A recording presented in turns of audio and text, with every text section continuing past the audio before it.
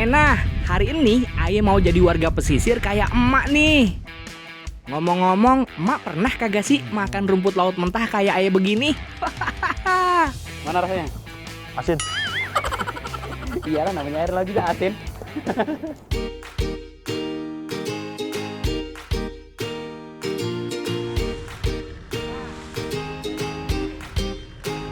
Hari ini, Aye lagi ada di salah satu kawasan budidaya rumput laut terbesar di Nusa Tenggara Barat. Lokasinya ada di Teluk Seriwe, Lombok Timur. Di mari, Aye kagak cuman ngeliat rumput laut, tapi juga ikut ngelakuin aktivitas petani rumput lautnya. Sekitar jam 8 pagi, Aye ikut naik perahu bareng ame salah satu petani. Lokasi tempat budidaya rumput lautnya berjarak sekitar 5 km dari bibir pantai. Nah, Pak Outing, Pak Pandi, Ya. kita udah sampai di lokasi ya Pak ya? Ya. Nanti prosesnya Pak Pandi akan nyebur untuk melepas apa Pak? Jangkar apa Pak? Ikatan yang di sana menggunakan perahu kecil. Ayo Pak, ini sekarang kita turunin aja nih Pak.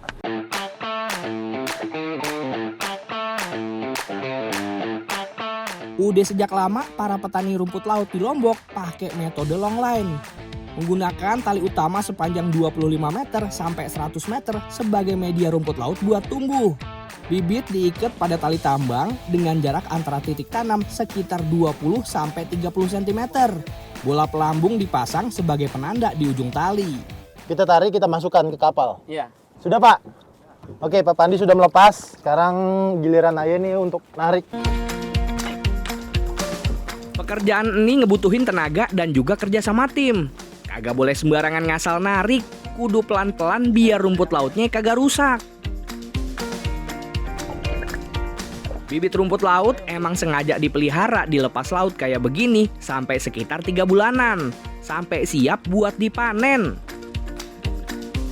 Kita harus pelan-pelan Biar tidak rontok. karena ini rapuh banget.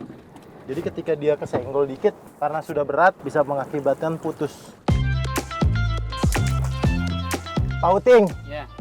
nih Pak, ini kan rumput laut baru kita panen nih Pak. Nah, Kira-kira Pak, warga sini biasanya untuk mengkonsumsi rumput laut ini dengan cara apa Pak? kita diolah dulu. Diolah dulu, Ya. dimasak. Ya, dimasak. Dijadiin masakan apa Pak Bisa umumnya? kita jadikan kalau bahasa sini serbuk Serbuk. Apa serbuk tuh Pak? yang Bisa jelasin? dicampur pakai kelapa. Pakai kelapa. Oh, Kelapa jadi muda. pakai kelapa muda.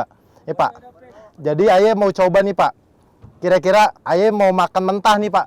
Ya. Kira-kira menurut Bapak nih bisa nggak Pak? Bisa? Bisa. Iya, bisa. Bisa. Tapi Aye mau makan sekaligus banyak Pak.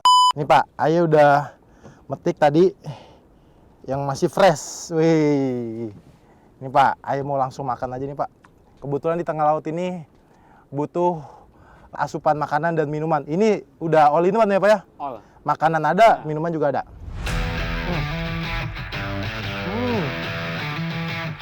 Mana rasanya? Asin. Iya lah, namanya air laut juga asin. Tapi kandungan rumput laut ini ada kandungan apa sih Pak sebenarnya Pak? Nah, kalau masalah itu saya lihat kurang tahu. Nggak tahu ya? Iya, kurang tahu. Yang pasti banyak dimanfaatin ya Pak? Banyak. Ada sensasi kenyal yang lembut dan juga licin lantaran kandungan kolagen dan juga serat alaminya yang tinggi. Bisa habis segitu? Ini bisa jadi cemilan Pak. Bisa jadi kerupuk.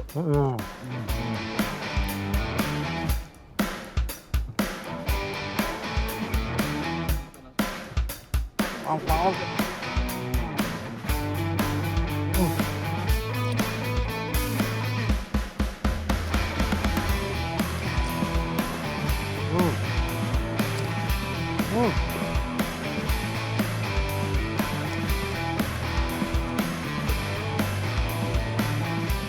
Jadi rasanya rumput laut asli langsung dari laut ini. Kayak makan tulang muda ya Pak? Petik langsung. Kriuk-kriuk kayak tulang muda, tulang rangu yang kebanyakan garam. Ngebumbuinnya kebanyakan.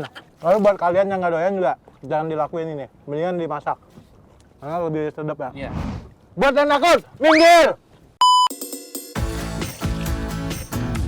Rumput laut yang udah dipanen selanjutnya dibawa ke tepi buat disortir.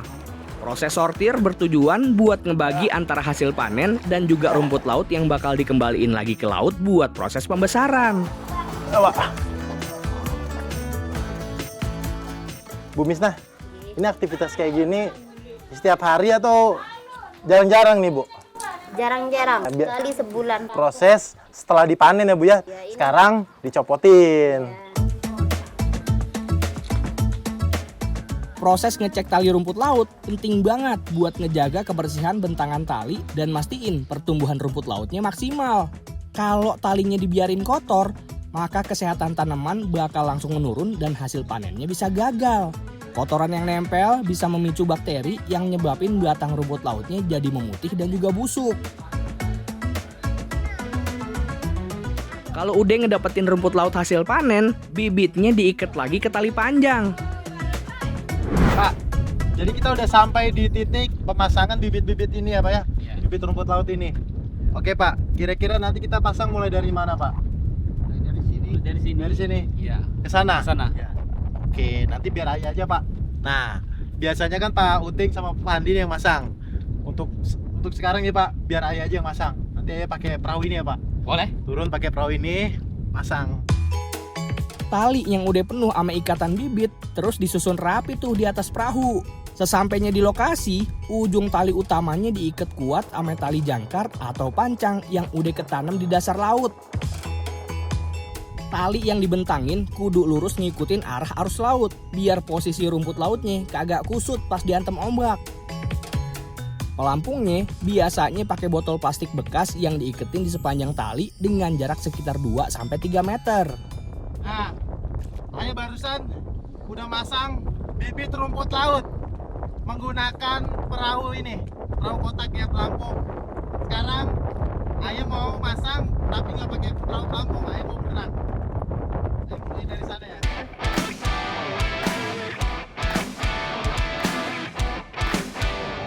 Pak Uting, Ya. mana bibitnya, Pak? Nih.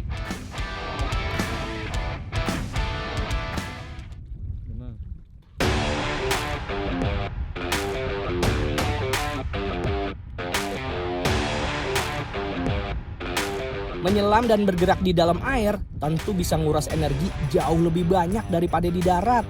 Selain itu, berendam terlalu lama di air laut bisa nurunin suhu tubuh secara drastis.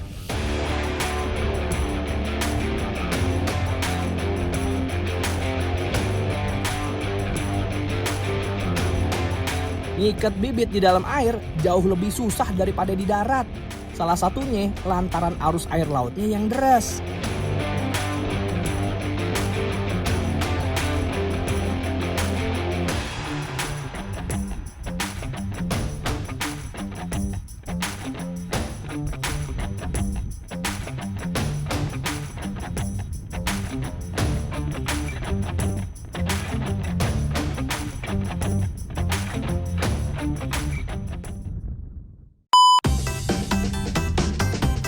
Akhirnya Ayah udah pasang bibit-bibit rumput laut. Jadi kesulitannya itu ketika kita di dalam air, kita harus menarik kencang tali yang ada bibitnya, karena kalau misalnya dia nggak kencang tidak bisa terikat dan bisa ke bawah arus, dan itu berpengaruh sama perkembangan si rumput lautnya tersebut. Buat takut, minggir!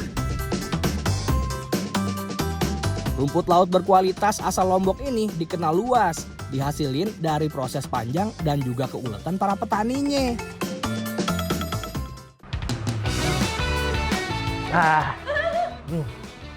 Nanggung Bu, nanggung. Susunannya udah bener Bu ya?